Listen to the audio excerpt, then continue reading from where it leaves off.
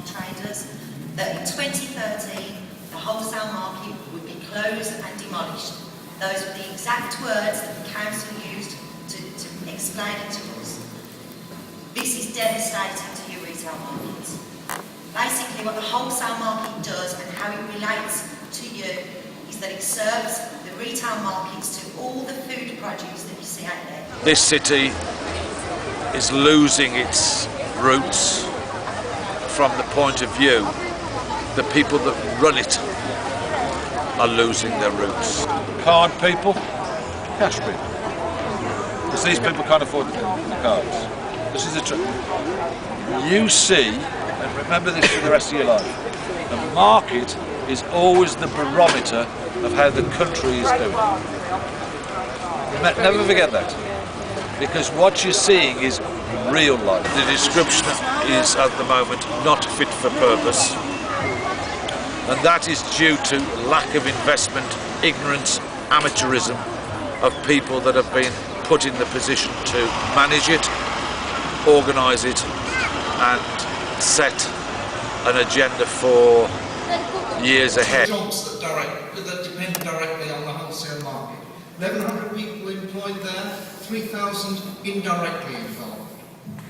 But markets, as I think Carl has been saying, define what a place is for. It's seen in a very narrow framework, simply as an asset that raises money, and if it doesn't raise money, then it's dispensable and the market closes. Ancient form of trade right across the world. You can see the examples here, and this is a very early example of an English market, but in the ancient world, in China, in Babylon, in Pompeii, you have the same kind of thing.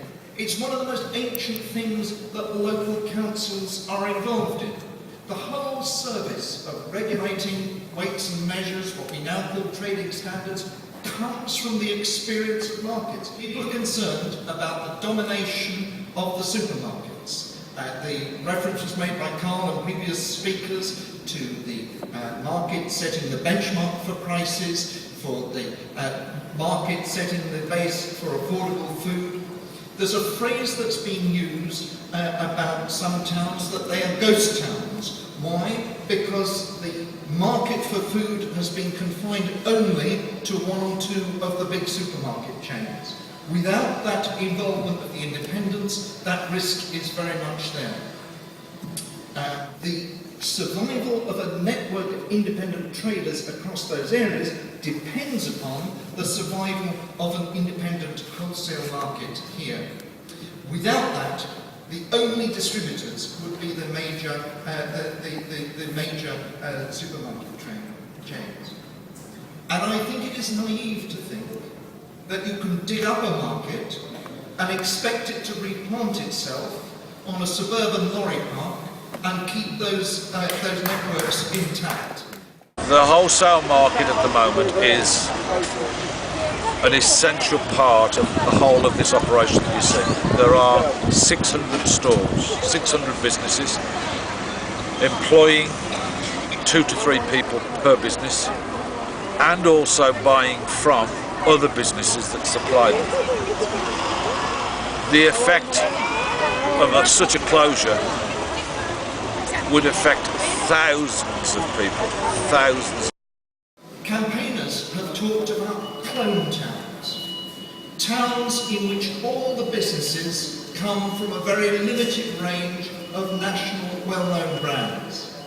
Towns where all the high streets, whatever town you're in, look the same.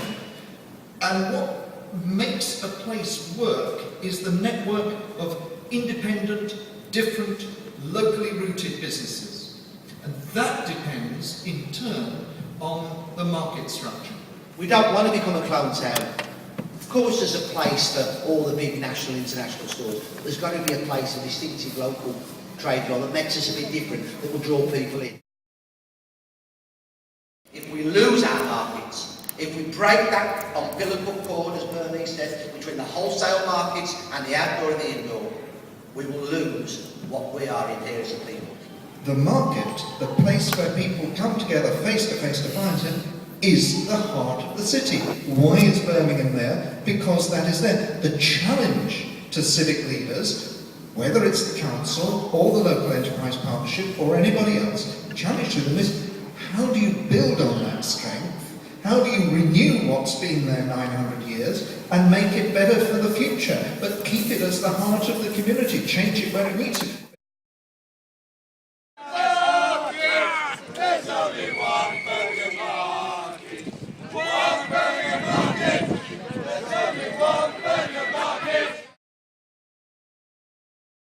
Now, I know that people's purses do not stretch always to getting fresh fruit and vegetables, fresh fish, fresh produce. I've come with my trolley today to fill it because it is very economical.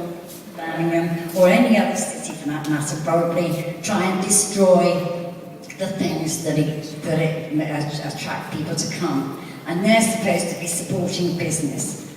And are they going to, what are they going to put where the wholesale markets are? Lots of other chains that people can't afford to buy. We're in for quite a few years of, you know, restrained finances. Who is going to buy all of this?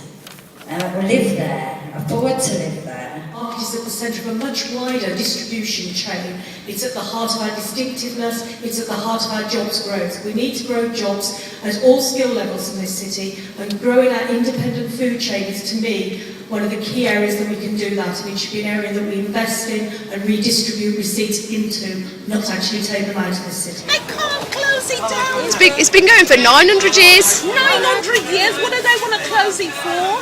Like I said, for redevelopment of the area. It's a load of crap. How long have you been coming to this market? I've been coming to this market since I was a child. This is where I've always bought my fresh food from. This is where I like coming to buy my stuff from. I don't like going to supermarket. Supermarket hasn't got what I want. This isn't here. If this isn't here, where are we going to get our fresh fruits from?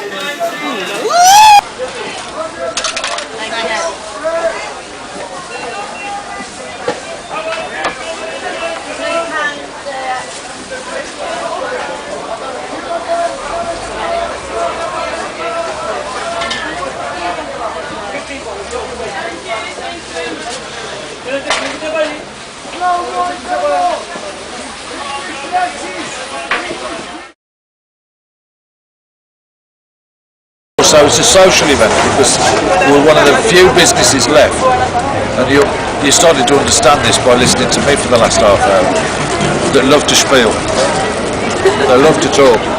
And the difference being is, so do people of a certain age when they come in, and it's a social part of their life. Every day, Tuesday, Friday, Saturday, they've got somebody to talk to. A lot of lonely people in this country. And all I'm saying again is, that's again part of our job. This area is run down. It's been neglected for years. It does need bringing back into the 21st century, but with great consideration, and it could set a precedent, and this is the important factor. The council have the opportunity to set a precedent for the rest of the country, and that is appreciate the value, the importance of an area, revamp that area, but with consideration of people that use that area. If it be the case we accept the development to take place, then incorporate within that development a new, purpose-built, modern, European spec wholesale market on a smaller scale. My recommendation is a smaller operation, because you will not be able to fill the space of a 26-acre site that exists there at the moment on the new levels of rent. I would recommend that out of the 26 acres, 13 acres are used and 13 acres are sold off. Keep the markets open because we need fresh food.